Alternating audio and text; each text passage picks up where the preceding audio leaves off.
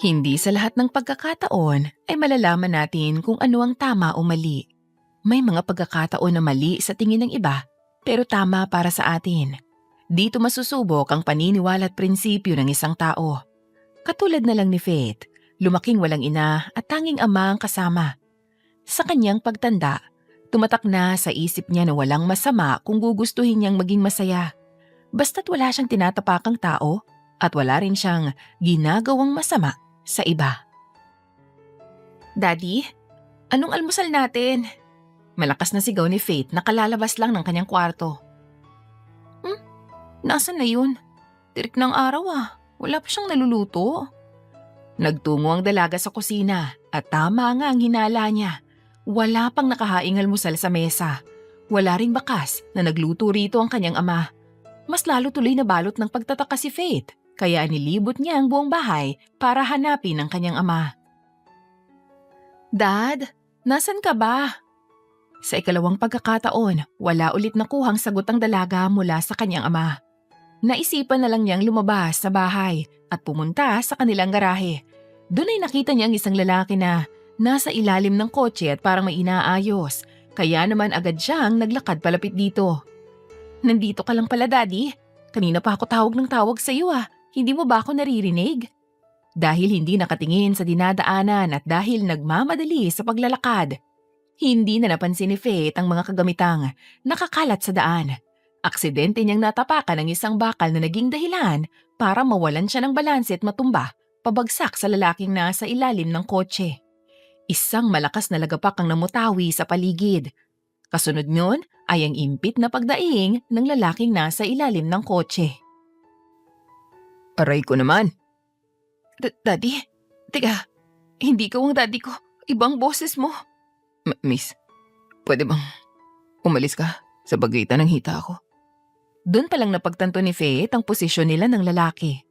Nang mawalan siya ng balanse, natumba siya diretso sa pagitan ng mga hita ng lalaki na nasa ilalim ng kotse. Agad na nanlaki ang mga mata ng dalaga nang maramdaman niya sa kanyang pisngi ang kakaibang paggalaw mula sa loob ng pantalon ng lalaki. Ano yan? Bakit gumagalaw? Ginising mo Nang makatayo si Faith, ay saka naman nagkaroon ng pagkakataon ng lalaki na umalis sa ilalim ng kotse at bumangon. Natulala ang dalaga nang makaharap niya ang lalaki. Nakahubad ito ng pangitaas na damit, kaya naman malayang napagmasdan ni Faith ang matipuno nitong katawan. Hi, ako nga pala si Lordon. Ikaw bang anak ni Fernando? Ako nga. Bakit ka nandito? Anong ginagawa mo sa kotse ng daddy ko? Pinapunta niya ako rito dahil nagpatulong siyang ayusin ang kotse niya. Nasaan siya? Umalis para bumili ng ilang gamit na kailangan namin dito. Pabalik na rin siguro yun. Iika-ikang naglakad si Lordon papunta sa upuan malapit sa kanila. Kitang-kita pa ni Faith kung paano ito napangiwi dahil sa kakaibang sakit na naramdaman nito. Napalunok naman ang dalaga dahil hindi niya maipaliwanag kung bakit bigla na lang siyang nakaramdam ng init sa kanyang katawan habang nakatitig sa lalaki. Ang sakit ng ginawa mo Gusto mo bang di na ako makagawa ng anak? Ha? Anong sinasabi mo? Hindi ko naman sinasadya yun, no? Napaiwas ng tingin si Faith. At anong sinasabi mo na hindi ka na makakagawa ng anak? Tumigas pa nga, di ba? Ibig sabihin, gumagana pa yan? Ikaw lang naman ang dahilan kung bakit tumigas to Alin ang tumigas? Biglang tanong ni Fernando na kararating lang din sa garahe ng bahay niya. Anong pinag-uusapan yung dalawa? Alin ang tumigas? Bakit tumigas? Wala, Daddy. Yung bakal. Oo, yung bakal. Tumigas. Ay malamang. Bakal yun, anak Oo nga po. Nagkita na pala kayo nitong kumpare ko? Lordon, siya nga pala ang anak kong si Faith. Anak, ito naman si Lordon, ang kumpare ko. Isa rin siya sa mga business partner ko. Kinagagala kitang makilala, Faith. Tumayo ang lalaki pagkatapos ay naglakad palapit sa kotse. Hindi mo naman sinabi na may maganda ka palang anak, pre. Abay, bakit ko naman sasabihin sa'yo? 9 na taon ang tanda mo sa kanya, no? Hindi naman yun ang ibig kong sabihin, pre. Teka, ano nangyayari sa'yo? Bakit iika-ika ka maglakad? Wala.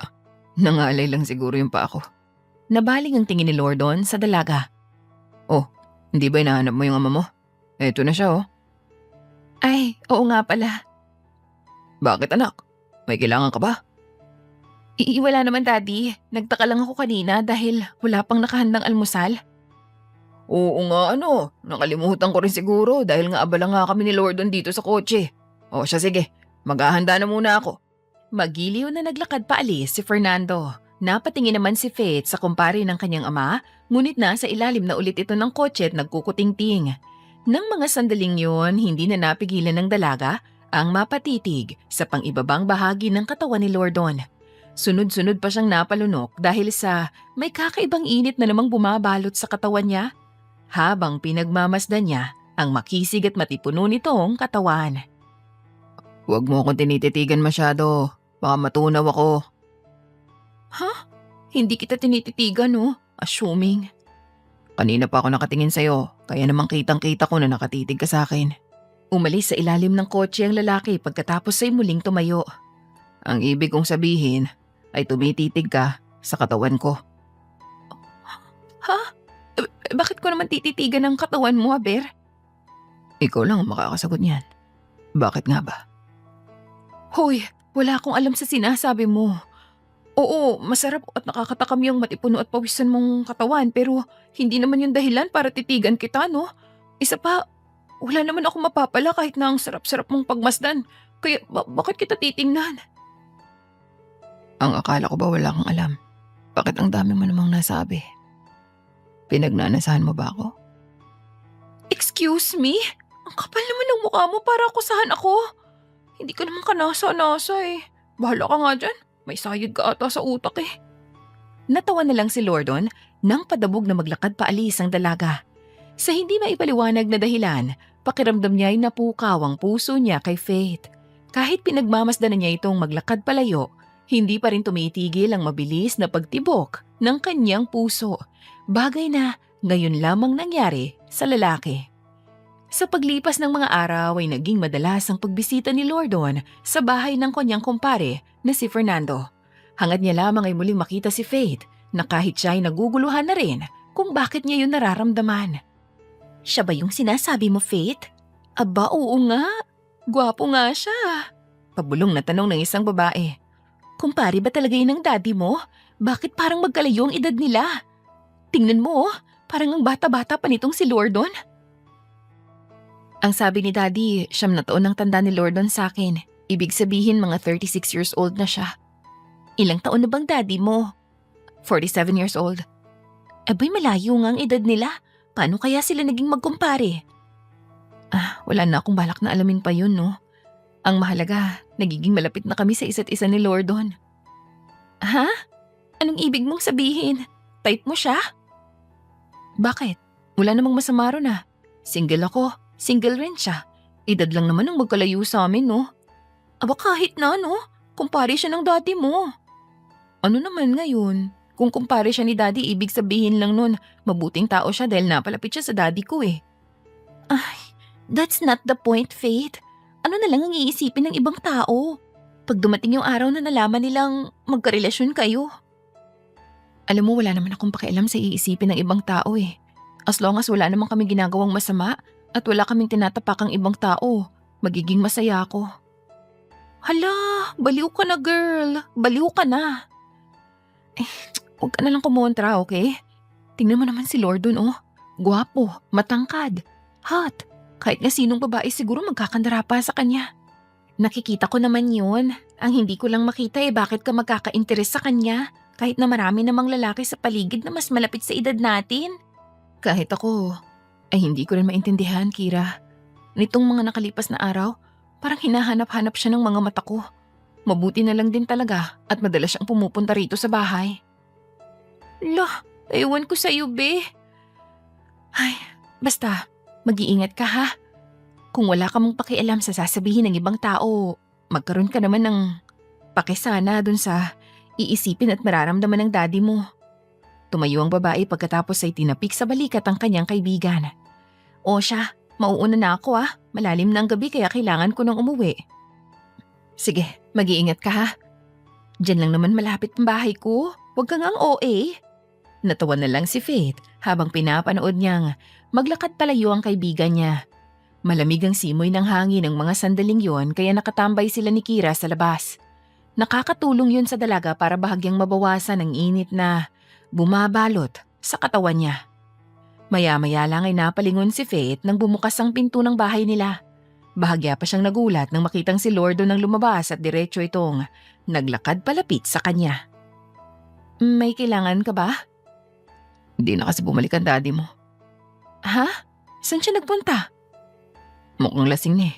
Nagpunta na ata sa kwarto niya. I see. E di uuwi ka na niyan? Siguro. Tinitigang maigi ni Faith ang lalaki nang maglakad na ito palayo. Kitang-kita niya ang pagewang-gewang nitong paglalakad, kaya naman batid niyang lasing na rin ito. Bigla naman siyang napatayo nang masaksihan niya kung paano itong matumba at masubsob sa damuhan na siyang dahilan para mabilis siyang mapatakbo palapit dito. Hoy, kung hindi mo na kayang maglakad, mas mabuting dito ka na magpalipas ng gabi. Hindi, okay lang naman ako. Natumba ka na't lahat eh. Sa tingin mo ba okay ka pa rin? Sige na, dito ka na magpalipas ng gabi. Sige. Inalalayan ng dalaga na makatayo si Lordon at inakay niya ito papasok sa bahay nila. Dahil dalawa lang naman ang kwarto ng kanilang bahay, walang ibang pagpipilian si Faith kundi ang dalhin ito sa kwarto niya. Pabor din yun sa kanya, lalo na't mas magkakaroon siya ng pagkakataon na matitigan pa ng mas matagal ang lalaki. Nadumihan ang damit mo. Magpalit ka na muna para hindi rin madumihan ang higaan ko. Wala akong pamalit na damit. Ihahanap na lang kita rito. May mga nakatago naman dito ng mga lumang damit ni Daddy. Walang pag-aatubiling, naghubad ng damit si Lordon. Napamaang na lang si Faith habang titig na titig siya sa katawan ng lalaki. Mas lalong uminit ang kanyang katawan dahil sa nakikita niya. At naging dahilan yon para sunod-sunod siyang mapalunok. Teka, sandali. Bakit naghuhubad ka rin ng pantalon? Aligagang bulalas ni Faith. Ang akala ko ba ay magpapalit ako ng suot? Oo, pero yung pangtaas lang. Kung nadumihan ang damit ko, ibig sabihin nun nadumihan na rin ang pantalon ko. Wala nang nagawa pa ang dalaga dahil naghubad na si Lordo ng pantalon niya. Halos mawala sa katinuan si Faith dahil sa nakikita niya. Hindi niya lubos akalain na makakaharap niya ang lalaki na tanging boxer brief lamang ang suot. Nang mga sandaling yon ay mas lalo niyang nakita ang makisig at matipunong pangangatawan ni Lordon. Okay na sa akin yung matulog ng ganito. Huwag ka na maghanap ng pamalit. Ha? Hindi ka ba lalamigin yan? Nilingon ni Lordon si Faith at tinitigan niya itong mabuti. Bakit naman ako lalamigin? Kung ikaw ang katabi ko. Katabi mo? Sino naman nagsabi sa'yo na tatabi ako sa'yong matulog? Naglakad ang lalaki palapit sa dalaga. Kanina ka pa nakatitig sa katawan ko ha. Mas lalo ka pang tumitig nang maghubad ako. May kailangan ka ba sa akin? Wala no? Sabihin mo lang, Faith. Ibibigay ko sa'yo. Kahit na ano pang gusto mo. Naging mabigat ang bawat paghinga ng dalaga nang maramdaman niya ang mainit na paghinga ni Lordon sa liig niya. Parang naistatwa siya sa kanyang kinatatayuan. Tanging malakas at mabilis na pintig ng puso niya ang umuugong sa kanyang tenga. Hindi siya makapag-isip ng maayos ng mga sandaling yon at bago pa niya namalayan, nakapulupot na ang mga kamay niya sa batok ng lalaki. I want you. Napakagat sa pang-ibabang labi si Faith. Tonight, Lordon. As you wish. Hinapit ng lalaki ang bewang ni Faith palapit sa kanya. Pilit niya itong binuhat, kaya naman walang ibang nagawa ang dalaga kundi ang ipulupot sa bewang niya ang mga binti nito. Marahang naglakad si Lordon palapit sa kama habang buhat-buhat niya si Faith. Matinding pagnanasa ang makikita sa kanilang mga mata habang nakatitig sila sa isa't isa. Sigurado ka bang di mo pagsisisihan to, Faith? Biglang tanong ni Lordon habang hinuhubaran niya ang dalaga. Hindi pa huli ang lahat para itigil tong ginagawa natin. Wala naman akong balak na pilitin ka kung ayaw mo eh. Isa pa, ginagawa lang naman natin to dahil yun ang kahilingan mo. Nasa katinuan ako, Lordon. Alam kong ginagawa ko. Alam kong ginagawa natin. At alam ko sa sarili kong hindi ko to pagsisisihan. Napangiti ang lalaki. Hinihintay mo mangyari to, no? Huwag mong palabasin na parang ako lang ang nag-aasam nito. Alam ko naman kaya ka pabalik-balik dito sa bahay dahil humahanap ka rin ng pagkakataon na masolo ako eh. Kung ganun ay pareho lang pala tayo na nararamdaman. Pareho lang tayong apektado ng una nating pagkikita. Napapikit si Faith.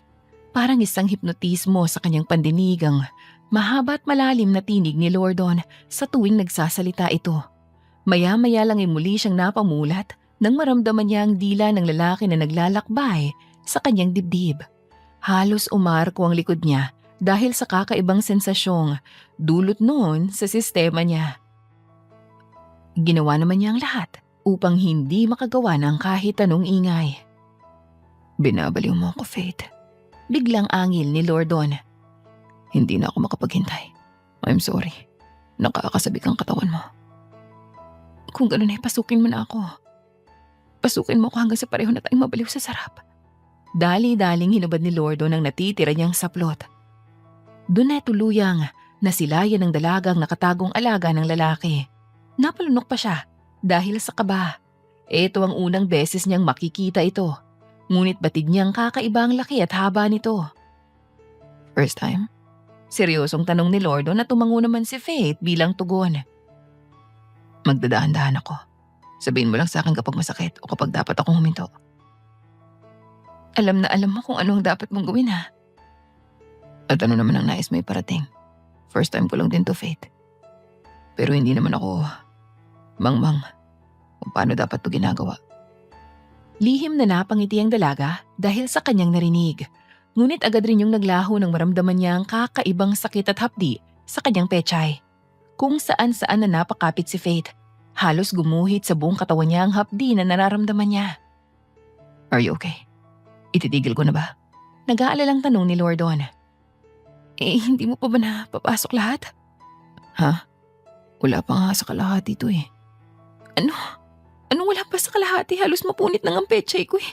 Tapos sasabihin mo wala pa sa kalahati. Relax. Magtiwala ka lang sa akin, okay? Ayoko madaliin at biglain dahil alam kong masasaktan ka. Sige. Muli na namang bumalatay ang hapdi at kirot sa katawan ni Faith nang magpatuloy si Lordon sa ginagawa nito. Halos bumaon na ang mga kuko niya sa likod ng lalaki. Maya-maya lang ay tumigil si Lordon at tinitigang maigi ang dalaga. Naipasok ko na lahat. Gagalaw na ba ako? Bakit nagtatanong ka pa? Pwede bang gawin mo na lang? Gusto ko lang makasiguradong okay ka lang. Just do it, Lordon. Natawa ang lalaki ngunit agad niya rin namang ginawa ang utos ng dalaga. Halos mapuno ng impit na ungol at daing ang buong kwarto ni Faith. Pilit naman nilang ginawa ang lahat upang hindi makagawa ng ingay at bigo sila. Kakaibang sensasyon ang bumabalot sa katawan nilang dalawa hanggang sa marating nila ang rurok ng kaligayahan. Sorry kung ako ang nakauna sa'yo, Faith. Pabulong na sambit ni Lordon. Ha? Ano naman ngayon kung ikaw nakauna? Malayong agot ng edad natin, di ba? At kumpare ko rin ang daddy mo. Hindi ko alam kung tama bang may mangyari sa atin ngayon. Natawa si Faith pagkatapos ay saka bumangon. Di niya alintana na wala siyang saplot. Parang kanina lang, nangangamba ka na baka pagsisihan ko ang gagawin natin ha. Bakit parang ikaw ngayon ang nagsisisi? Hindi naman sa ganoon. Nag-enjoy ako sa ginawa natin. Ako rin naman.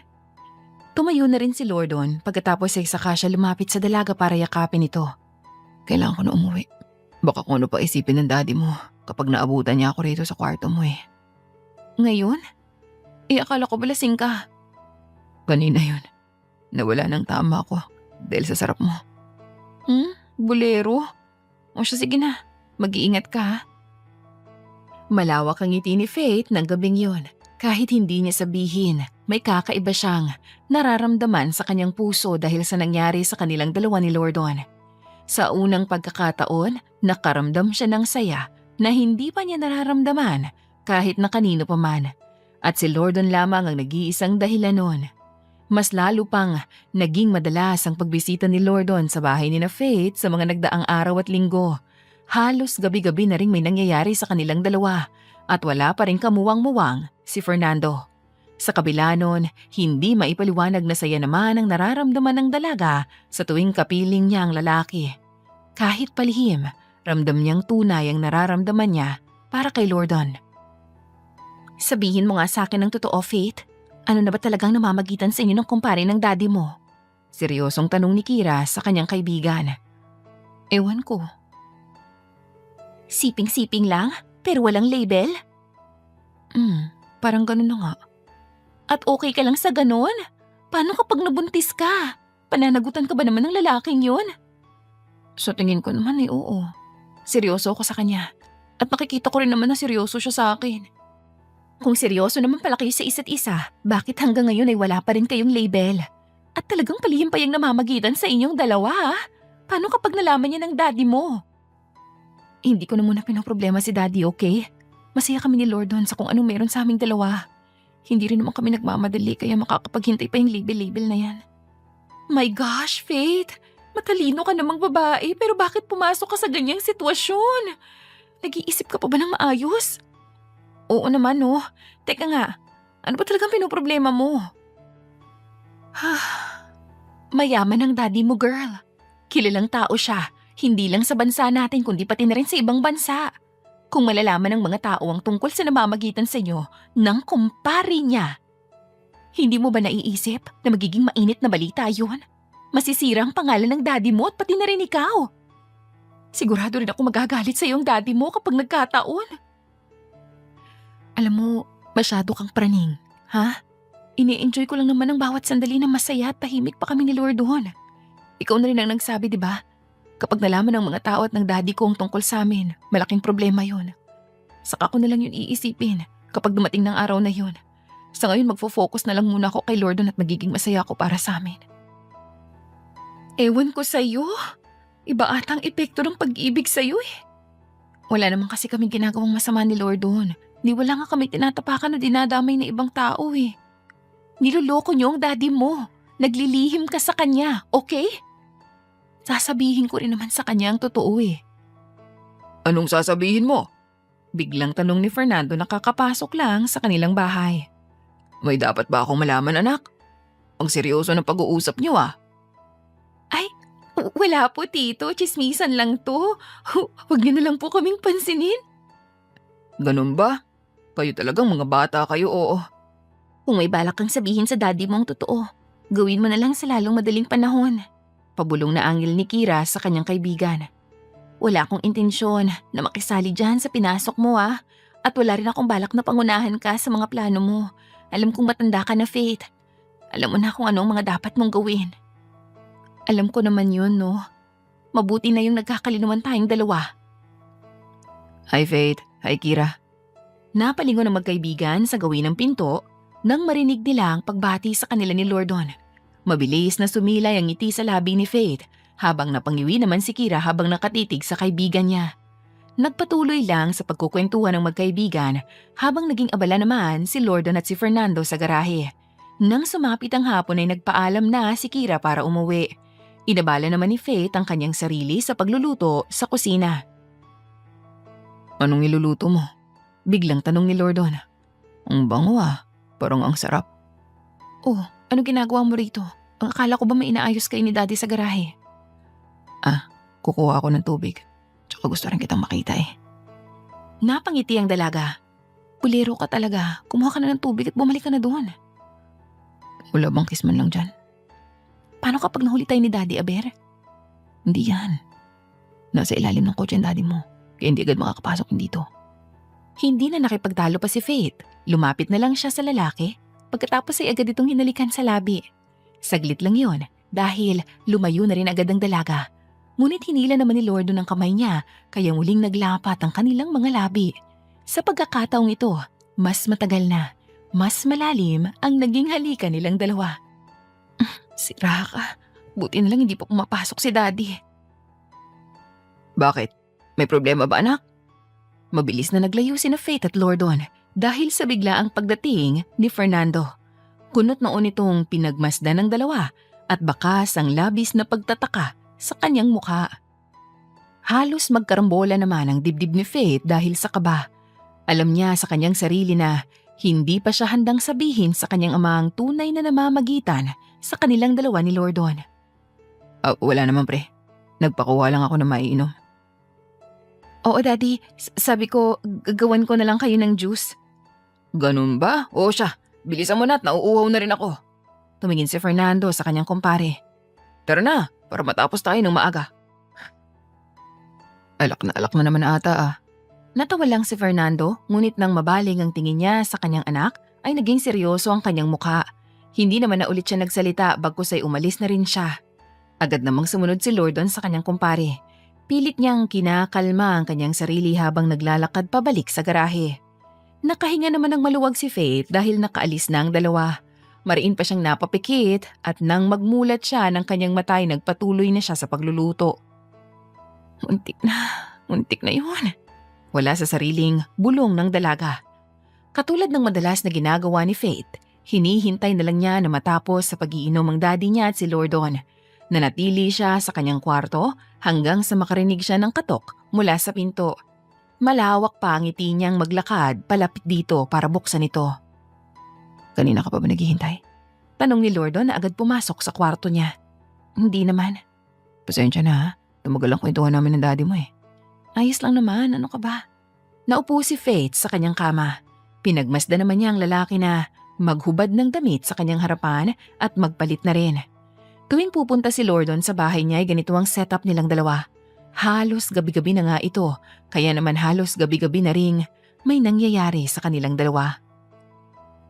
Sigurado ka bang okay ka lang sa ganitong setup? Biglang tanong ni Lordon. Bakit naman bigla mong naitanong? Napag-usapan na natin ang tungkol dito, di ba? Gusto ko lang naman makasigurado. Baka gusto mo yung pinagsisigawan na mahal ka eh. Baka napipilitan ka lang sa pagtatago dahil wala ka pang nahanap na iba. Ayos lang naman sa akin kung sasabihin mong itigil na natin tong ginagawa natin to. Mas maintindihan ko pa yun kung sasabihin mo na agad ngayon. Bago pa mas lumalim ang ugnayan natin. Natawa ang dalaga. Kahit na anong setup pa, basta ikaw ang kasama ko, okay na okay ako. Isa pa, hindi rin naman ako naghahanap ng iba, no? Ikaw lang ang gusto ko, wala nang iba. Hindi ka ba natatakot na mahuli tayo ng daddy mo? Saka ko na siguro po problemahin ang tungkol dyan kapag nahuli na niya tayo. Tumayo si Faith pagkatapos ay agad na lumapit kay Lordon. Sa ngayon, pagtuunan na lang muna natin ang pansin ng isa't isa. Hindi ka naman siguro nagpunta rito sa kwarto ko ngayong gabi para tanungin lang ako ng tanungin, di ba? Siyempre naman hindi. Kung ganun magsimula na tayo, kanina pa ako nasasabik sa iyo. Maglalapat pa lang sana ang mga labi nilang dalawa nang bigla silang makarinig ng sunod-sunod na katok sa pinto. Mabilis na naalarma si Faith at dali-dali niyang pinagtulakan ng lalaki. Magtago ka sa ilalim ng kama. Agad namang sumunod si Lordon at nagtago nga siya sa ilalim ng kama. Pilit namang kinalma ng dalaga ang kanyang sarili bago siya naglakad palapit sa pinto. Bahagya siyang umiti ng bumungad sa kanyang mukha ng kanyang ama. Daddy, may kailangan ka? Napansin mo ba si Lordon? Ha? Ang alam ko, umuwi na siya. Ganun ba? Ay mabuti naman kung ganun. Akala ko kasi nakatulog siya ron sa sofa. Umuwi na siya nung pumasok ka sa kwarto mo eh. Lasing ka na ata. Magpahinga ka na kaya? Mabuti pa nga. Gisingin mo na lang ako na maaga bukas para makapaganda ako ng almusal natin. O sige, Dad. Nakahinga ng maluwag si Faith nang umalis na ang kanyang ama. Agad niyang sinarado ang pinto ng kanyang kwarto at nilakpa nga niya yun. Maya-maya lang ay lumabas na rin si Lordon mula sa kanyang pinagtataguan. Napakamot pa siya ng kanyang batok habang naglalakad palapit sa dalaga. Mabuti pa umuwi na ako. Mukhang hindi ganun kalasing ang daddy mo eh. Oo nga eh. Mas makakabuti nang ipagpaliban muna natin to. Hinawakan ng lalaki ang pisngi ni Faith. Huwag ka mag-alala. Babawi ako sa'yo. Okay? Sira, ayos lang naman sa akin, no? O siya, sige. Mauna na ako. Teka, titingnan ko muna ha kung nasa kwarto na si Daddy. Mas magtataka yun kapag nakita ka pa niya rito eh. Kahit sinabi ko nang nakauwi ka na. Hindi naman naging mahirap para kay Faith ang maipuslit palabas ng bahay si Lordon. Tulog na rin naman kasi sa kwarto ang kanyang ama. Bago tuluyang umalis ang lalaki, humalik pa ito sa dalaga. Kahit palihim ang ginagawa nilang ito, ramdam na ramdam nila ang pagmamahal nila para sa isa't isa.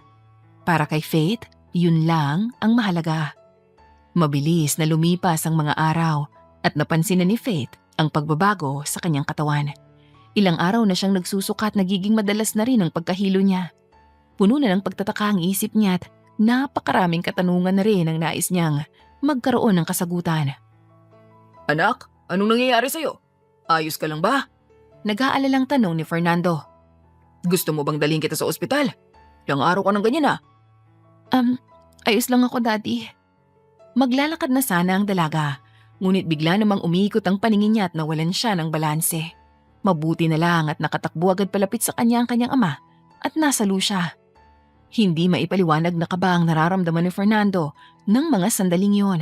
Sobrang laki kasi ng pinagbago ng anak niya. Noon ay masigla ito't maingay, ngunit ngayon ay parang nanghihina at palaging nahihilo. Dadali na kita sa ospital, anak. Hindi ako mapakali sa nangyayari sa'yo. Hindi na nakasagot pa si Faith o nakaangal.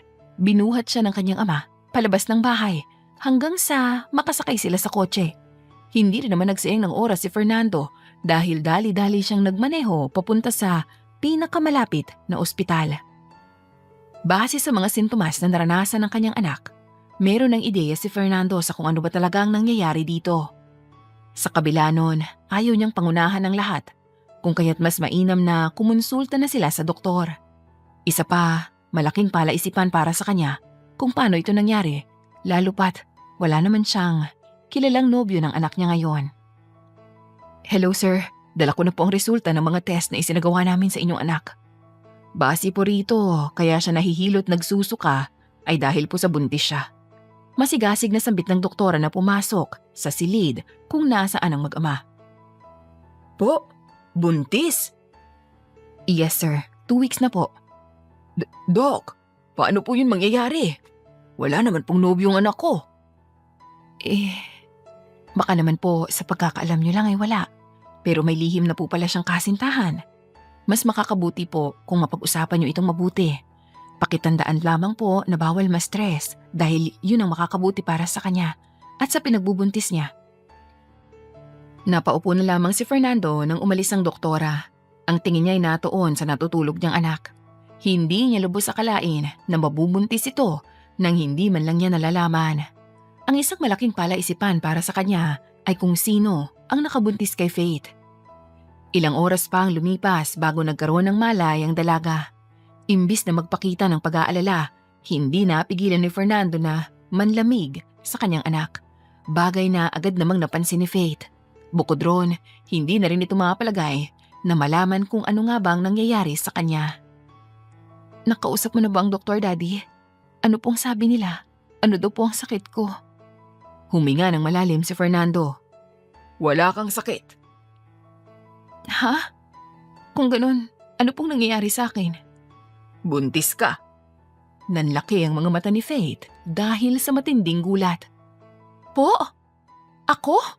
Buntis? Kung nagulat ka, ay mas nagulat ako, Faith. Paano nangyari yun? Di wala ka namang pinapakilala sa aking nobyo mo ah. Daddy. Sino ang ama na dinadala mo? Napaiwas ng tingin ng dalaga. Hindi. Huwag mo nang subukan magsinungaling o maglihim. Hindi ko na nga alam na may nakasiping ka na. Kaya huwag na huwag mong dagdagan ang mga sikreto mo. Sasabihin ko sa'yo. Pero ipangako mo po sa akin na hindi ka magagalit. May dahilan ba para mas magalit pa ako? Pero kasi... Sabihin mo na agad, Faith. Huwag mo nang hintayin na maubos ang pasensya ko. Sa isang igla, bigla na lang bumukas ng pabagsak ang pinto ng kwarto kung nasaan ang mag-ama. Bumungad sa kanilang dalawang nag-aalala at hinihingal na mukha ni Lordon. Ang tingin niya ay nakatuon lamang kay Faith. Ngunit maya-maya lang ay nabaling na yun sa kanyang kumpare. Lordon, anong ginagawa mo rito, pare? Ano kasi? Nabalitaan kong isinugod mo rito ang anak mo. Oo. Nawalan kasi siya ng malay kanina, kaya dinala ko na agad rito. Ilang araw na rin kasing hindi maganda ang pakiramdam niya. Ano raw ang sabi ng doktor? Buntis siya. Ano? Hindi na itago ni Lordon ang kanyang pagkagulat at agad pa siyang napatingin kay Faith. Kitang-kita yun ni Fernando, kung kaya't isang ideya ang nabuo sa kanyang isipan. Ngunit agad niya rin yung winaksi. Napabuntong hininga na lamang ang lalaki. Pagkatapos ay saka siya naglakad palapit sa kanyang kumpare. Hindi ko alam kung ano ang mararamdaman ko. Wala man lang akong kaalam-alam sa mga nangyayari sa anak ko. Pagkatapos ay ito pa ang balitang matatanggap ko. Hindi ba dapat matuwa ka? Magkakapo ka na oh. Paano ko magagawang matuwa kung hindi ko pa nakikilala ang lalaking bumuntis sa anak ko? Daddy, Huwag ngayon, Faith. Hindi ko alam kung ano ang dapat kong sabihin sa'yo. Kailangan ko muna ng oras para makapag-isip. huminga ng malalim si Fernando. Gusto ko makaharap ang lalaking bumuntis sa'yo sa lalong madaling panahon. Nagkatinginan sina Faith at Lordon. Nang makalabas ng silid si Fernando, ay saka naman lumapit ang lalaki sa dalaga. Makikita sa mga mata ni Lordon na magkahalong gulat at saya. Hinawakan niya ang kamay ni Faith, pagkatapos ay inilapat yun sa pisngi niya. Kung ganun, buntis ka nga. Magkakaanak na tayo. Tumango ang dalaga. Anong gagawin natin? Kailangan na nating sabihin kay Daddy ang totoo. Wala na tayong magpipilian. Hindi na rin naman tayo pwede magtago habang buhay. Lalo na ngayon magkakaanak na tayo. Ngumiti si Lordon. Naupo siya sa tabi ng dalaga. Pagkatapos ay bahagya niya itong niyakap. Huwag ka mag-alala. Paninindigan ko kayo na magiging anak natin. Kung kailangan ko harapin ng daddy mo, gagawin ko. Natatakot ako. Baka kung anong gawin ni Daddy kapag nalaman niya. Huwag ka na muna mag-isip, ha? Magpahinga ka lang muna, okay? Hindi ka rin pwedeng ma-stress. Kaya ako nang bahala sa daddy mo. Oras na makalabas ka rito ay haharap tayo sa kanya para sabihin ang lahat.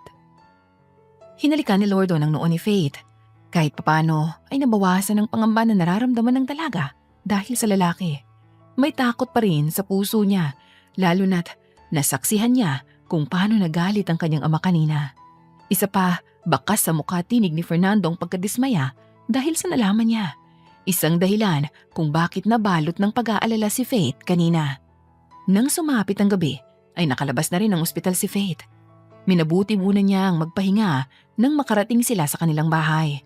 Hindi pa rin siya kinikibo ng kanyang ama, kaya naman hinayaan na lang muna niya ito. Hanggang kailan mo balak magpanggap na parang walang nangyari, Faith? Natigil ang dalaga. Parang naistatwa siya sa kanyang kinatatayuan nang marinig niya ang malamig na tinig ng kanyang ama. Kitang-kita ang panginginig ng kamay niya, lalo na't may hawak pa siyang isang baso ng tubig.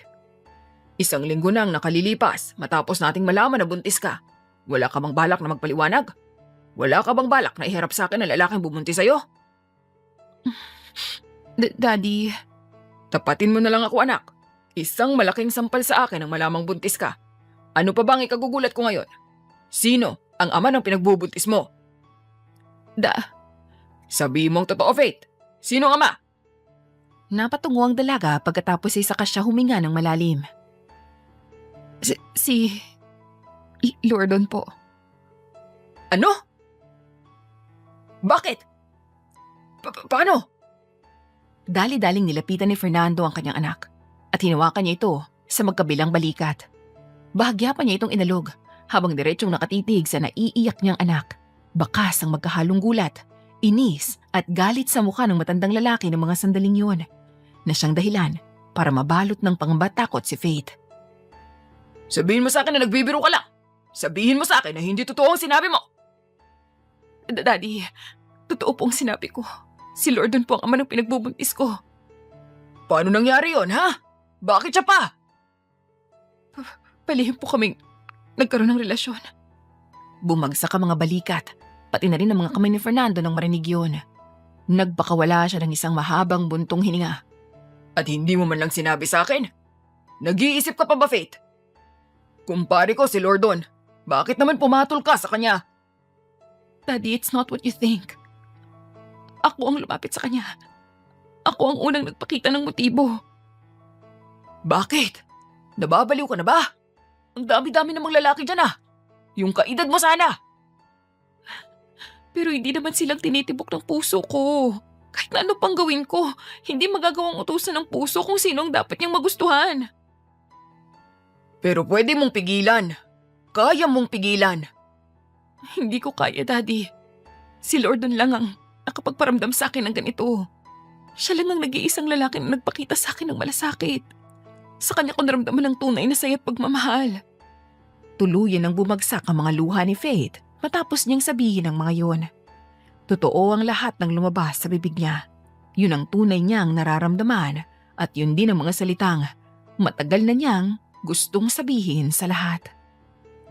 Ngayong kaharap na niya ang kanyang ama, wala na siyang pakialam kahit ano pa ang sabihin nito. Ang tanging hangad niya lang ay ang masabi ang buong katotohanan, matanggap man o hindi ng ama. Layuan mo ang lalaking yun, Faith.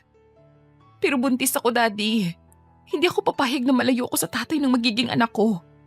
Wala akong pakialam. Layuan mo si Lordon. Kaya mong buhayin ang mag-isang batang yan. Kung kinakailangan ako ang gumawa ng paraan para magkalayo kayo, gagawin ko. Dad, please, huwag naman ganito. Sana naisip mo yan bago mo pinasok ang sitwasyon na to. Alam mong kumpare ko si Lordon. Bakit mo naman nagawang makipagrelasyon sa kanya? Isa pa, ilang taon ang agwat ng edad nyo? Hindi naman mahalaga ang edad, Daddy ah. Ang mahalagang masaya kami at nagmamahalan. Wala rin naman kami tinatapakang tao ah. At mas lalong wala kami ginagawang masama. That's not the point, Faith. Sa mata ng nakararami, mali ang ginagawa nyo. Mali ang magkaroon kayo ng relasyon. Mas mahalaga pa ba yun? Mas mahalaga pa ba kung anong iisipin ng ibang tao? Kung anong paniniwala nila? Paano ako, Dad? Ako ang anak mo ah. Hindi ba? Hindi ba dapat ako ang mas kakampihan mo? At ako ang mas paniniwalaan mo? Wala akong sinabing ganyan, anak. Of course, ikaw ang kakapihan ko at paniniwalaan ko. Pero bakit hindi mo matanggap kung anong relasyon na meron kami ni Lordon?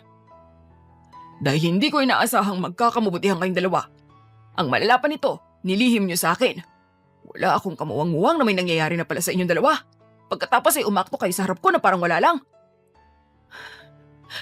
Ano naman ang gusto mong gawin namin, Daddy?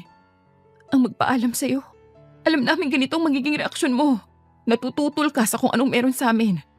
Paano namin ipapaalam sa'yo? Alam mo naman pala natututol ako. Bakit tinuloy mo pa? Kung noon palang nilayuan at inawasan mo na yan, hindi na sana aabot sa ganito. Hindi ka sana mabubuntis. Hindi naman masamang tao si Lordon ah. In fact, alam kong isa siyang mabuti at mapagkakatiwala ang tao. Dahil naging kaibigan mo siya at naging malapit kayo sa isa't isa. Ano ba kinagagalit mo, Daddy? Nandito na to. Wala na tayong magagawa para baguhin pa natin kung anong mga nangyari na. Meron. May magagawa pa tayo. At yun ay ang paglayo mo sa lalaking yon. Matatanggap ko ang pagbubuntis mo, pero hindi ko matatanggap ang makikipagrelasyon ka sa kanya. Daddy. Huwag ka nang magreklamo, Faith. Hindi na magbabago ang isip ko. Tumalikod na si Fernando, ngunit hindi pa siya agad naglakad paalis. Umiling pa siya habang sunod-sunod na bumuntong hininga. Pack your things. Alis tayo sa bansa sa lalong madaling panahon. Ano? Wala ka rin namang balak na layuan ng lalaking yon. Kaya ako na lang ang maglalayo sa inyo sa kanya. Hindi mo pwedeng gawin yan, Daddy. Hindi ako papayag na ilayo mo ako kay Lordon. Ako ang tatay mo, kaya ako ang masusunod. No. Kung gusto mong umalis, go. Kung gusto mo akong itakwil, go. Pero hindi ako makakapayag na tanggalan mo ng karapatan ang magiging anak ko na makilala ang ama niya. Napalingon si Fernando sa kanyang anak. Nang mga sandaling yun ay parang nakita niya ang imahe ng kanyang asawa sa mukha ni Faith. Sunod-sunod na alaala ang pumasok sa kanyang isipan, ngunit mas nanaig pa rin ang galit niya. Ano bang nakita mo sa lalaking yon? At handa kang sumayin ako para lang sa kanya? Ni minsan ay hindi ako nagkaroon ng manliligaw o nobyo, Daddy. Pero nang makilala ko si Lordon, iba't ibang pakiramdam ang naramdaman ko nang makasama ko siya. At paano ka nakakasigurado na mahal ka nga niya? Na seryoso siya sa'yo? Really, Dad? Paghihinalaan mo pa ang kumpare mo? Matagal mo na siyang kilala, diba? Sigurado akong marami kang alam tungkol sa pagkatao niya at sigurado rin akong kilalang kilala mo siya. Kahit na, hindi ko pa rin ito matatanggap. Umpisahan mo na mag-impake. Sasama ka sa akin sa ayaw at gusto mo. Pero Daddy! Napaluhod na lamang si Faith habang patuloy na tinatawag ang kanyang ama, ngunit tuloy-tuloy lamang ito sa paglalakad paalis. Bigla na lang nakaramdam ng matinding kirot sa dibdib ang dalaga. Para bang ang bigat-bigat ng pakiramdam niya at naging dahilan yun para muli na namang umagos ang mga luha niya. Katulad ng plano ni Fernando, kinabukasan ay nakahanda na ang kanilang mga gamit. Nakabili na rin siya ng plane ticket at naghahanda na silang pumunta sa airport. Bakas pa rin sa mukha ni Faith ang pag-aalinlangan. Ilang beses pa niyang binalak pigilan ang kanyang ama, ngunit desidido na talaga itong umalis ng bansa. Faith? Pare, saan kayo pupunta? Bakit nakahanda ang mga gamit niyo? Lordon! Anong ginagawa mo rito? Tarantado kang lalaki ka? Teka pare, ano bang problema? Bakit galit na galit ka sa akin? Alam na niya, Lordon. Ang lakas ng loob mong magpakita sa akin para bang wala kang ginawang kahayupan sa anak ko. Sinugod ni Fernando ang lalaki at walang pag-aalinlangan itong pinagsusuntok. Ang akala ko kaibigan kita. Matalik na kaibigan pa nga. Hindi ko lubos akalain na titirahin mo ko ng patalikod. At mismong anak ko pa. Ang lilingkisin mong hayop ka. Magpapaliwanag ako pare. Hindi ko kailangan ng paliwanag mo. Layuan mo ang anak ko dahil hindi kita matatanggap para sa kanya. Pinagkatiwalaan kita pero ganito lang ang ginawa mo. Traidor ka.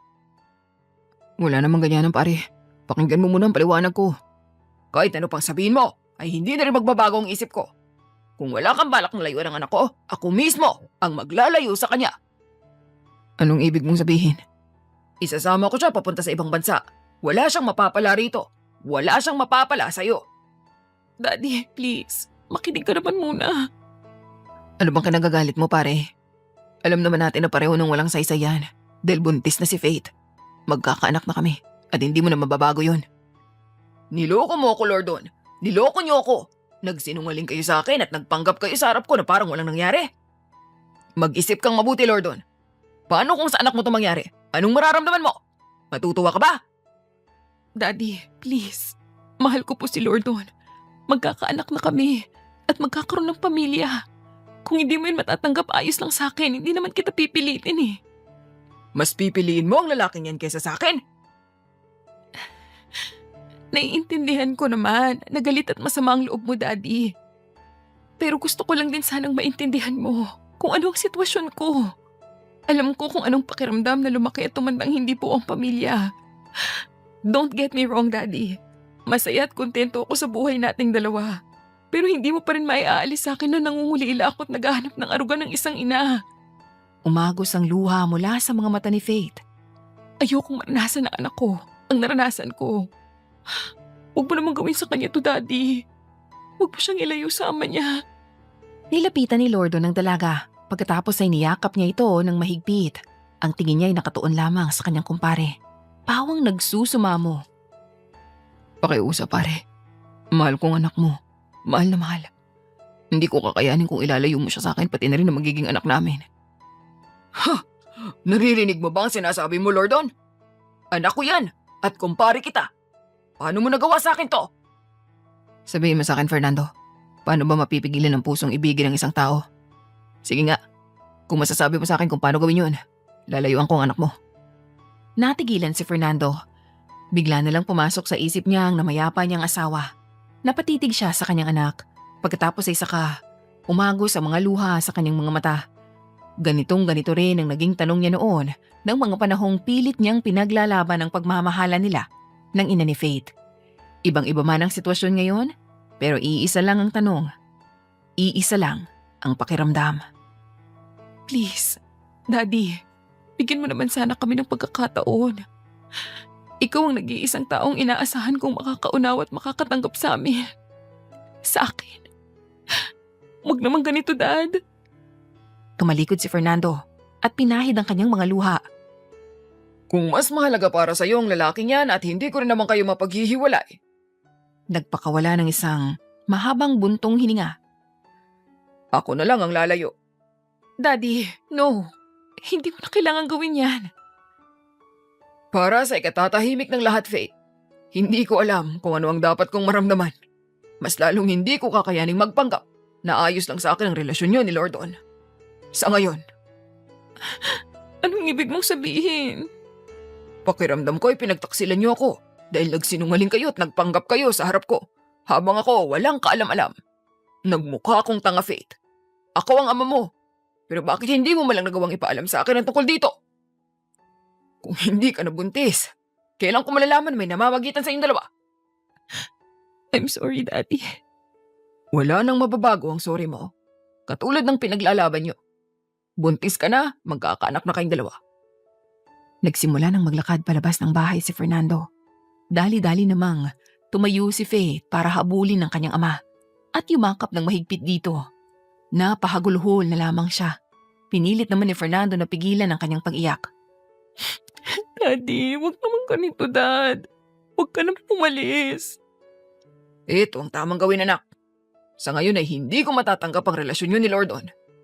Mukhang wala na rin naman ako magagawa para paghiwalayin kayo. Kaya naman hayaan mo na. Kayo na lang ang magsama. Pero ang kapalit naman nun ay ikaw mawawala sa akin, Dad. Hindi ako mawawala, anak. Nasa paligid mo lang ako. Naghihintay na maghilom ang puso ko. Kapag dumating ang araw na yon, baka sakaling tanggap ko na rin ang relasyon nyo. Nabaling ang tingin ni Fernando sa kanyang kumpare. Alagaan mong mabuti ang anak ko. Kapag nalaman kong sinaktan mo siya, hindi ako magsasayang ng oras na bawiin siya mula sa'yo. At kapag nangyari yon, hindi nyo na ako mapipigilan. Daddy. Maging masaya ka, anak. Maging masaya ka. Dahil magkakaroon ka ng pamilya. Buong pamilya. Ang magiging anak mo. Tuluyan ang umalis si Fernando at naiwang luhaan ang kanyang anak habang nakatulala ito sa kawalan. Agad namang lumapit si Lordon sa dalaga para yakapin ito ng mahigpit. Nang mga sandaling yon, hinayaan ni Faith ang kanyang sarili na magpalunod sa kalungkutan dahil sa pag-alis ng kanyang ama. Sa kabila ng lahat ng yun, hindi niya maipagkakailang merong katiting na saya ang umusbong sa puso niya. Hindi naging madali para kay Faith ang mga sumunod na araw na wala sa bahay ang kanyang ama. Sa kabila noon, nariyan naman si Lordon na siyang umaagapay sa kanya. Hindi nagtagal, naging maayos na rin ang pagsasama nilang dalawa. Sa paglipas ng buwan ay unti-unti na ring lumaki ang tiyan ng dalaga. Ibig sabihin ay wala nang daddy mo dito? Gulat na bulalas ni Kira. Umalis siya. Hindi mo siya masisisi, Faith. Alam nating pareho na masasaktan siya kapag nalaman niyang totoo. Hinaplos ng babae ang balikat ng kanyang kaibigan. Hindi ko alam kung gaano kabigat o kahirap to para sa iyo. Ilang buwan nang lumipas bago mo nagawang sabihin sa akin ang tungkol sa pag-alis ng daddy mo Ngayon lang ako nagkaroon ng lakas ng loob na balikan ang lahat ng nangyari. Alam kong masakit din to para sa iyo, pero isipin mo na lang kung gaano kasakit yung nararamdaman ng daddy mo. Mahal na mahal ka nun, di ba? Sa katunayan, nagulat ako dahil mas pinili niyang umalis at lumayo sa inyo. Bilang isang ama, malaking sakripisyo yun Naiintindihan ko naman kung bakit niya yung ginawa. Hindi ko lang maiwasang malungkot dahil umabot pa sa ganito ang lahat. Bigyan mo lang siya ng oras, Faith. Mahal na mahal ka nga niya. Sigurado akong darating ang araw na magkakaayos naman kayong dalawa. Sana nga. Sana naman kapag nanganak ako, maayos na ulit ang pagsasama namin ni Daddy. Sigurado akong matutuwa siyang magkaroon ng apo. Ilang buwan na ba yan? Siyam, kabuanan ko na. Malapit ka na palang manganak Nasa na ba si Lordon? Baka mamaya biglang humilab ang tiyan mo. Hindi ko alam kung anong dapat kong gawin. Nasa likod lang yun. Huwag kang mag-alala. Nagpatuloy naman sa pag-uusap ang magkaibigan hanggang sa lumipas ang oras. Sa kabila ng pag-alis ng ama ni Faith, pinilit niya ang kanyang sarili na maging matatag para sa kanya, sa magiging anak niya, at sa magiging pamilya nila ni Lordon. Malaking puwang ang iniwan ni Fernando sa puso ng kanyang anak. Ngunit sa paglipas ng araw, unti-unti nang natatanggap ni Faith ang naging desisyon ng kanyang ama. Ayos ka na ba? Nakatulala ka na naman dyan. Agad na niyakap ni Lordon ang kanyang nobya na nakatitig sa kalangitan. Ang lalim na naman ang iniisip mo Baka nagpapastress ka na naman Alam mo namang di makakabuti sa anak natin yan. Hindi naman. Iniisip ko lang si Daddy. Alam kong hindi madali sa'yo to, Faith. Alam ko rin na alam mong nandito lang ako para sa'yo. At mananatili ako sa tabi mo para alalayan ka. Hindi bilang kumpare ng daddy mo, kundi bilang lalaki nagmamahal sa'yo. Alam ko naman yun. At mahal na mahal din kita, Lordon. Huwag ka magalala. Kahit papano, ay kilala ko at alam ko ang ugali ng daddy mo. Bigyan mo lang siya ng oras para makapag-isip-isip. Gusto ko lang nakasama natin siya kapag nanganak na ako. Gusto kong makilala siya ng anak natin. Ng apo niya. Mangyayari din lahat ng yan sa tamang panahon. Huwag kang mawala ng pag-asa, okay? Tumango si Faith pagkatapos ay saka muling tumitig sa kalangitan. Hindi ko lubos akalain na magiging ganito ang buhay ko. I'm sorry. Ha? Bakit ka naman nagsusuri? Alam kong akong dahilan kung bakit naging ganito ang buhay mo eh. Ninyong mga ma. Kung hindi ako dumating sa buhay mo, hindi sana magiging ganito lahat. Huwag mo ang sisihin ang sarili mo. Ako naman ang may gusto nito nung simula pa lang, di ba? Ako pa ang nag-first move eh. Isa pa, wala rin naman ako pinagsisisihan sa mga nangyari. Nang dahil doon, nakilala kita. At ngayon magkakaanak na tayo. Napangiti si Lordon at mas hinigpitan pa ang pagkakayakap sa dalaga. Mahal na mahal kita, Faith. Buong akala ko tatanda akong binata. Ikaw lang palang bibihag sa puso ko. Mahal na mahal din kita, Lordon. Papasok na sanang magkasintahan sa loob nang mapansin nila ang isang pamilyar na imahe ng lalaki na nakatanaw mula sa malayo. Napasa po sa bibig si Faith nang makilala niya kung sino yun at wala sa sarili siyang tumakbo palapit dito. Daddy? Gulat na bulalas pagkatapos ay saka siya napaatungal na parang batang paslit. Daddy! Anak!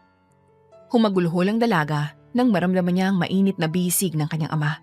Sa ilang buwang nakalipas, ilang beses nang pumasok sa isip ni Faith ang eksenang ito. Siya na nakayakap sa kanyang ama na muli itong bumalik sa buhay niya.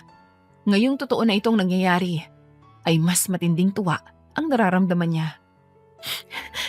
Anong ginagawa mo rito, Daddy? Bakit hindi ka pumasok sa bahay? Tinitingnan ko lang kayo. Hindi ba't sinabi ko naman sa'yo na palagi lang akong nasa paligid mo? Marahang hinaplos ni Fernando ang likod ng kanyang anak. Patawarin mo ako kung naging makitid ang utak ko nung umpisa. Aaminin kong nagulat ako sa nangyari at nasaktan. Sana'y hindi pa huli ang lahat. Daddy, anong ibig mong sabihin? Hindi ko pa lubusang natatanggap ang relasyon yung dalawa. Pero aaminin kong masaya akong makita kang masaya sa piling niya. Pare, kamusta Lordon? Iningatan mo ba tong anak ko? Oo naman. Kahit di mo naman sabihin gagawin ko yun. Mabuti naman kung ganun. Halika, pumasok ka. Aray! Faith! Faith! Aray! Daddy! Lordon! Bakit? Ano nangyayari? Agad na inalalayan ni Lordon ang kanyang nobya. Ayos ka lang ba? Alin ang masakit? Ang tiyan ko. Sobrang sakit ng tiyan ko. Manganganak tata ako. Lordon, kunin mo ang sasakyan! Hindi naman nagsayang ng oras ang lalaki at agad na sinunod ang utos ni Fernando. Habang nasa biyahe, hindi na mapakali sina Lordon at ang ama ni Faith. Pareho silang balisa, nangangamba na kung ano ang mangyayari sa dalaga. Sa kabila noon, pilit na makinakalma ni Faith ang kanyang sarili. Pinaghandaan na niya ang pagdating ng araw na to, kaya naman kahit papano ay kontrolado niya ang kanyang emosyon. Nang makarating sa ospital, ay agad namang inasikaso ng mga nurse si Faith. Hindi pa rin nababawasan ang pag-aalala ni Fernando at Lordon para sa dalaga. Faith, mag-relax ka lang, okay? Magiging okay rin ang lahat. Pag-alo ni Lordon sa kanyang nobya. Nandito lang ako ha, di ako alis sa tabi mo. Bahagyang umiti si Faith pagkatapos ay saka tumingin sa kanyang ama. Pwede ka bang sumama sa loob, Daddy? Oo naman anak. Halos kalahating oras na nag-labor si Faith. Napuno ng malakas na sigaw at pagdaing ang silid na kinaroroonan niya. Kitang-kita ni Lordon kung gaano nahihirapan at nasasaktan si Faith. Ngunit nang maisilang niya ang kanilang anak ay parang nawala lahat ng kanyang pangamba. Magpahinga ka na muna, Faith. Aasikasuhin lang ng mga nurse ang anak natin. Maya-maya lang din, ililipat ka na ng kwarto. Kamusta ang anak natin? Okay lang ba siya? She's healthy. Kamukhang kamukha mo siya. Napangiti ang dalaga. Anong ipapangalan natin sa kanya? Nung nakaraan pa ako nakapag-isip. Hope. Hope ang gusto ko ipangalan sa kanya. Hope? Bakit naman Hope? Dahil ang pangalan mo ay Faith, nang ibig sabihin ay tadhana. Sa kanya naman ay Hope, nang ibig sabihin ay pag-asa. I like it. Napalingo naman ang magkasintahan sa gawin ni Fernando nang makarinig sila ng impit na pag-iyak at paghagulhol. Mabilis na nangunot ang noon ni Faith nang makita niyang luhaan ang ama sa isang tabi. Daddy, ayos ka lang ba? Bakit ka umiiyak? Pinahid ni Fernando ang mga luha sa kanyang pisngi at sa kamarahang naglakad palapit sa kama ng kanyang anak. Naaalala ko ang araw na isinilang ka ng iyong ina. Kamukhang kamukha mo ang anak mo. Nung sanggol ka pa lamang. Namimiss mo ba si Mommy? Bakit mo naman naitanong? Kasi kung naalala mo ang sandaling yun, ibig sabihin naalala mo rin si Mommy. Araw-araw ko siyang naaalala, anak. Sa tuwing nakikita kita, ay naaalala ko ang iyong ina. Bakit naman po? Katulad ng anak mo na kamukhang kamukha mo. Kahawig mo rin kasi ang iyong ina. Napangiti si Faith. Maya-maya lang ay niyakap na siya ng mahigpit ng kanyang ama. Kahit papano'y napanatag na ang puso ng dalaga dahil alam niyang magiging maayos na ulit sila ng kanyang ama. Ngayon pa lang ay nasasabik na siyang makasama muli sa bahay si Fernando, lalo na ngayong naisilang na ang apo nito. Tapos 3 araw ring nanatili si Faith sa ospital para maobserbahan ang kalagayan niya at ng sanggol. Nang masiguradong malusog ang bata at wala na rin namang komplikasyon ng dalaga, ay pinayagan na rin silang makauwi. Walang paglagyan ang tuwang nararamdaman ni Faith ng mga sandaling yon, lalo pa tuluyan ng nabuo ang kanilang pamilya. Sa paglipas ng araw ay mas lalo pang naging matatag at matibay ang kanilang pagsasama.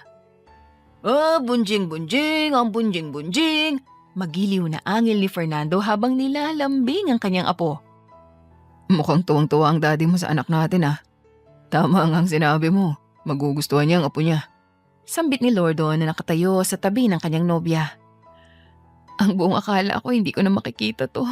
Natuluyan ang mawawala sa akin si Daddy. Mabuti na lang at hindi ganun ang nangyari. Masaya ako dahil natanggap niya tayo. Iminwestra ni Faith ang isang kamay niya at tinitigan niya ang singsing na suot niya. Hindi magtatagal. Magiging mag-asawa na tayo. Parang ang bilis ng panahon, Lordon. Parang kailan lang patago pa tayong nagkikita. Niyakap ng lalaki si Faith. Thank you. Thank you dahil pinili mo ako. At ako ang minahal mo. Sa kabila ng agwat ng edad natin, ako pa rin talagang nagustuhan mo. Hindi naman kasi basihan ng edad kapag nagmahal ka. Matanda na ako nang makilala kita. Alam ko na kung anong tama at mali. Wala rin naman sigurong mali na ikaw ang minahal ko. Mabait ka, maalaga at mapagmahal. Wala na nga ako ibang mahihiling pa dahil napakaswerte ko na sa'yo eh. Hindi ka ba nahihiya? O natatakot? Saan naman? Alam mo naman ng mga tao ngayon, di ba? Kapag nalaman nilang malaki ang agwat ng edad natin, sigurado ko, pag-iisipan nila tayo ng masama. Hindi lahat ng tao ay mauunawaan ang relasyon natin. And it's okay. Wala tayong kailangang patunayan sa kanila. Wala tayong kailangang ipamukha sa kanila. Ni hindi nga natin kailangan ng opinyon nila eh. At hindi rin natin kailangan ng pagtanggap nila. Wala silang ambag sa relasyon natin. Sapat na sa aking matanggap tayo ni Daddy. Isa pa, wala naman tayong ginagawang masama. Wala tayong tinapakang tao. Kung ano man ang iisipin o sasabihin ng iba, wala akong pakialam. Masaya na ako na ikaw ang lalaking minahal ko. At ikaw ang lalaking magiging asawa ko. Doon palang kontento na ako. Salamat, Faith. Salamat sa lahat. Ano ka ba? Ako ang dapat magpasalamat sa'yo. Mahal na mahal kita. Mahal na mahal din kita. Makalipas lamang ang ilang buwan ay nagpakasal na rin sina Faith at Lordon. At nang mga panahong yon, tuluyan nang natanggap ni Fernando ang kanilang relasyon. Dahil doon, naging isang masaya at matibay na pagsasama ang nabuo nilang mag-asawa. Napuno rin ng pagmamahalan at tuwa ang kanilang pamilya. Sabi nila, hindi nakadepende sa edad ng tao ang pag-ibig. May mga naniniwalang kapag nagmahal ka, hindi mo titingnan kung ano ang edad nito. Bagkus ay ang pagkatao at ugali nito ang dapat tingnan mo. Katulad ni Faith na kahit 9 na taon ang tanda ni Lordon sa kanya, ay hindi yun naging hadlang para sa pagmamahalan nila. Hindi man sa lahat ng pagkakataon ay nagiging angkop at katanggap-tanggap ang ganitong pagmamahalan. Ngunit kung nasa tama, ay wala namang masama.